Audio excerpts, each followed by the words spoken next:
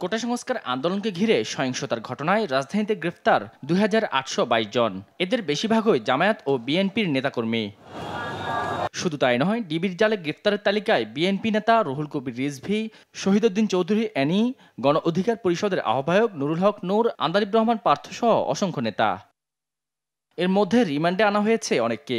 জিজ্ঞাসাবাদে রাষ্ট্রীয় স্থাপনায় হামলার স্বীকারোক্তি সহ বেরিয়ে আসছে অনেক তথ্য। তবে গ্রেফতারকৃত নেতাদের কতটুকু সম্পৃক্ততা পাওয়া যাচ্ছে এবং জিজ্ঞাসাবাদেই বা কী তথ্য বেরিয়ে আসছে, এ বিষয়ে দেশ টিভির মুখোমুখি ডিবি প্রধান। দুই সমন্বয়কের সঙ্গে সরকার পতনের আলোচনা হয়, নূরের এমন তথ্যও বেরিয়ে আসে ডিবির জিজ্ঞাসাবাদে। শুধু তাই নয়, গ্রেফতারকৃত আসামিদের তথ্যের ভিত্তিতে রাজনৈতিক নেতাদের পরিকল্পনার তথ্য ডিবির হাতে বলে জানান সংস্থাটির প্রধান।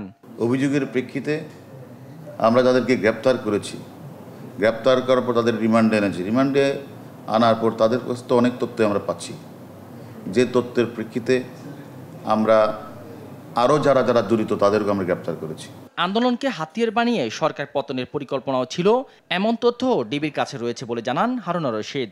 ঢাকা শহরের বিভিন্ন স্থাপনাগুলো যে আগুন লাগানো হয়েছে, আমাদের গর্বের মেট্রো রেলে যে আগুন লাগানো হয়েছে, এখানে যে হাজার হাজার মানুষ এই ধ্বংসলীলায় অংশগ্রহণ করেছে, আমরা প্রত্যেকেই তো আমরা চেষ্টা করব আইনের আওতায় আনা।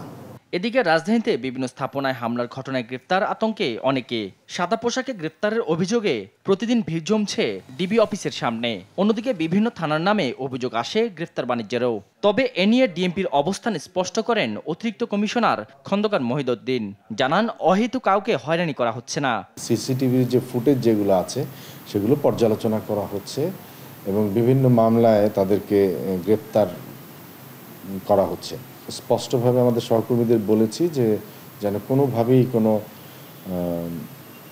নিরীহ মানুষ যেন গ্রেপ্তার না হয় এবং যারা এটার সাথে জড়িত তাদেরকে যেন চিহ্নিত করা হয়। গ্রেফতার বাণিজ্যের অভিযোগ পেলে সংশ্লিষ্ট কর্মকর্তাদের বিরুদ্ধেও ব্যবস্থার হুঁশিয়ারি দেন খন্দকার মহিদউদ্দিন। শাহাদাত নিশাদ, দেশ টিভি, ঢাকা।